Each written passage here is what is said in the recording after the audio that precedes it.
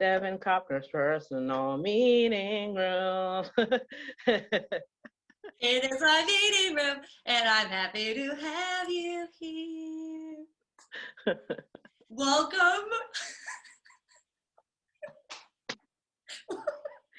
Welcome, Sharon Udoh. Thank you so much for being here today. You are our featured composer on our upcoming program, Dig, and our program is inspired by your piece title.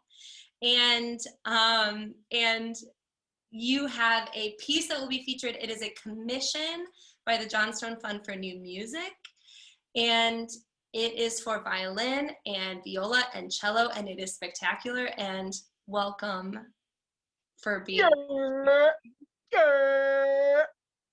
Gang, gang. Your baby performing has been, taking a nap. You have this time in your, teaching administration. You had mentioned earlier a couple silly projects, and obviously you have taken on this composing project for us, and don't worry, we're going to talk all about that. What are some things that have happened this year that you never would have had the space to do, and whether or not that's in the intersection of our public health crisis or the kind of racism that has circled all through the United States? Like what has come up for you? I think, interestingly enough, like in my narration of Blackness, I feel like I've been having these little graduations into understanding how my Blackness functions in America. And I feel like I entered kindergarten when my dad got deported 11, 12 years ago.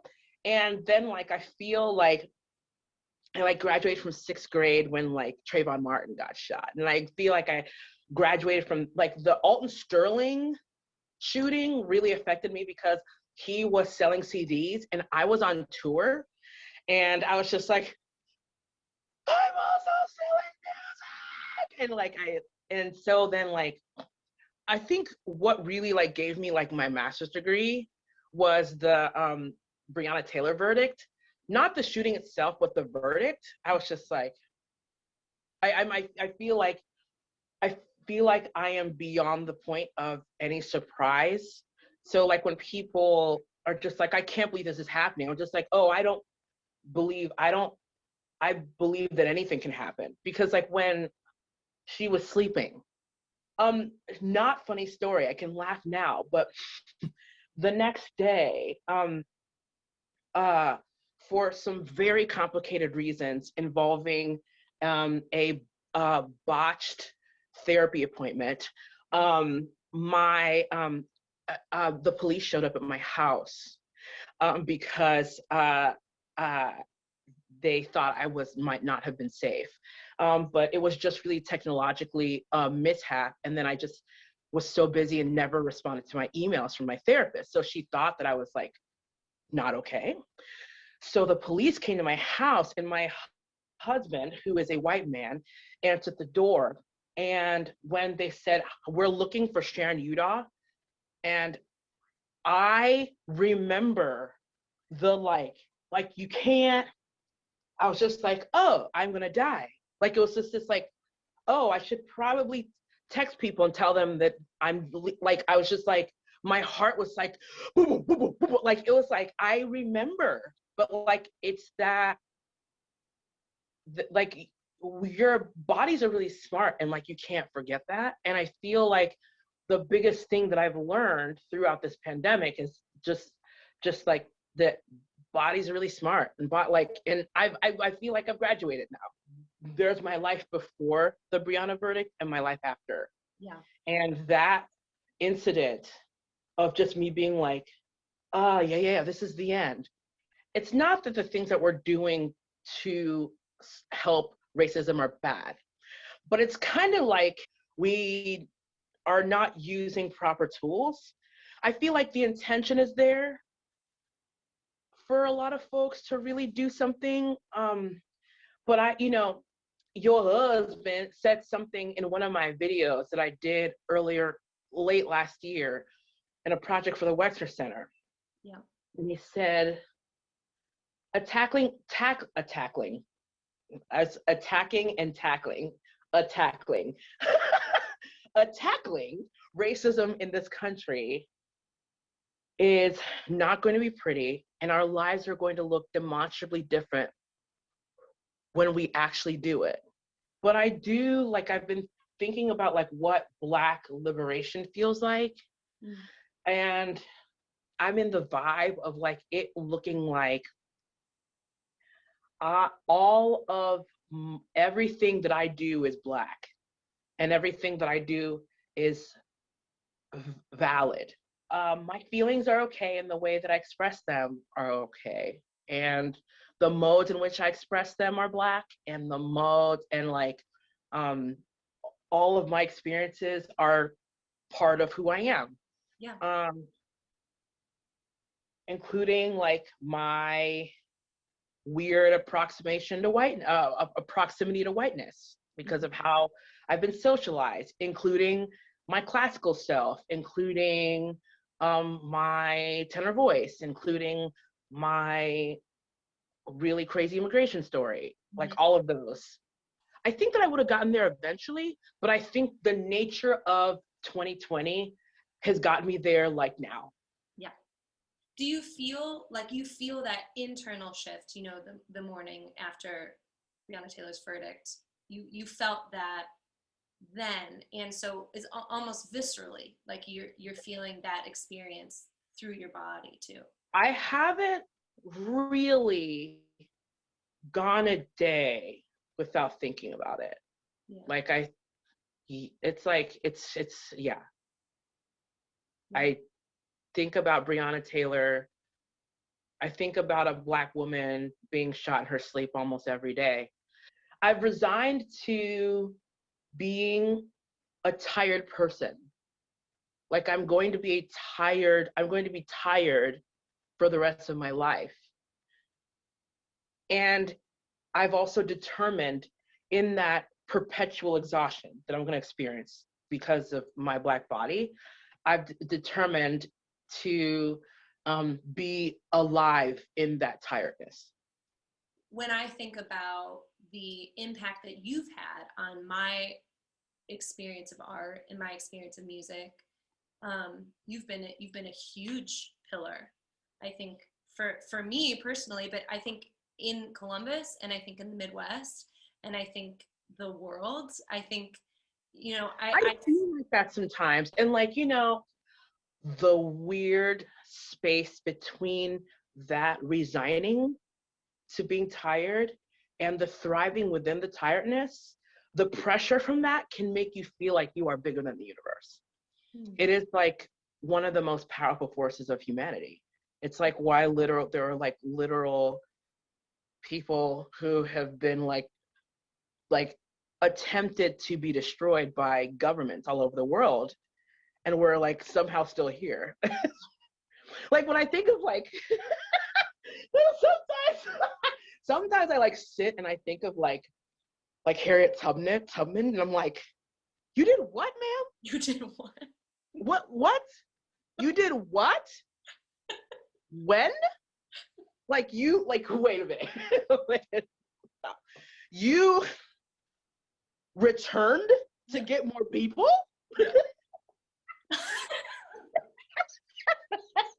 I'm like, what? But like that, like I am related to that person.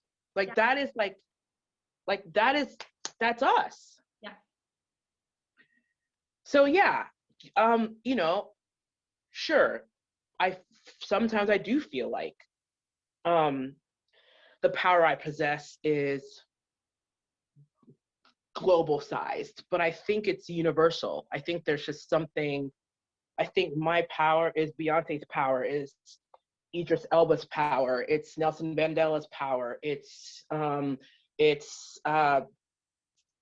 Scott Woods' power, it's Amber Nicole's power. It's like, I think it's all linked and connected in this weird way.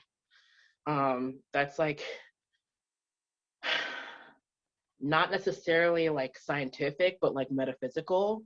Absolutely. Some woo-woo business. Listen, I am in. it radiates, you know, and when you are in that power and when you're experiencing that power, what comes out? Like what are you It's trying? this like, it's this like, it's what comes out is this like a little bit of middle finger, like because hmm, because the rules don't apply to me, because the rules weren't written with me in mind, I can do whatever the I want. And that is like so liberating. And it's really, really great. I think it's why, I mean, I don't know. I think I'm also kind of a like a crazy person, and like my brain, like it doesn't shut off. I like am like I keep creating, but I think that like middle fingers in the air mentality that I kind of feel a lot of the time um, is a spark for why I create so much. Yeah, Um, I can literally do anything I want. yeah. And you do. I mean, I do.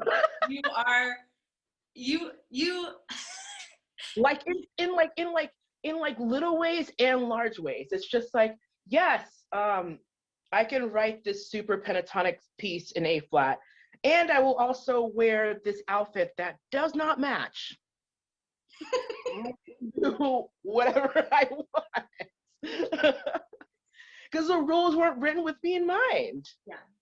So when it comes to things, you know, when it comes to music and when it comes to an industry that is hell bent on selling a product, right? They, you know, all of a sudden here comes along Sharon, aka Counterfeit Madison, and your shows. I mean, first of all, let's just talk about how many iterations of Counterfeit Madison there are in the Yeah, world. that's part of the rule breaking. So tell That's us about some of story those iterations. story with so many people, yourself included. It's just kind of, I don't know. I'm a stubborn bitch. What can I say? But my heart always wins over my head. Did you ever feel I mean, because I know we're talking about the rules, right, and music is it's like all rules. Yeah. And then talk about I want to say, Devin, real quick, for all these bitches out here, I hate music, and here's why. Musicians love to pretend like they are rule breakers.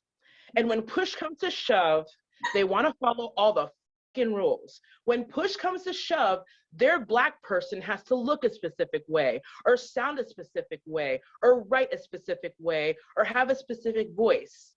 And I have the privilege of being a person that not only do I not follow the rules, it's like a little bit like biologically impossible for me to follow the rules. You want me to sound like an R&B singer? Guess what? I have extra testosterone and my voice is low as. You want me to like do neo soul? Guess what? I'm a classical piano player, bitch. Music saved my life. But at the same time, musicians like have a thing to answer for, because they do this thing where they're like, we want to break all the rules. We want new. We want innovative. And then I show up and they're like, but like innovate within my box. right. And I'm just like, no, bitch, no. As a result, I have like, when I really realized that like, oh, these people are like either don't really know what they want when it comes to innovation or are lying. I was like, I can do whatever. I'm gonna embrace my classical composer self now. I also have a punk band. I also play Nina Simone songs. I also do that with a band. I also write for theater. I also write for dance. I do whatever. Yeah. And so when you said, do you want to compose something? I was just like, yeah, I'm a string writer. Like your writing, it's like it sounds like Sharon and like mystical and magical in all these ways. It's so good. So if I can,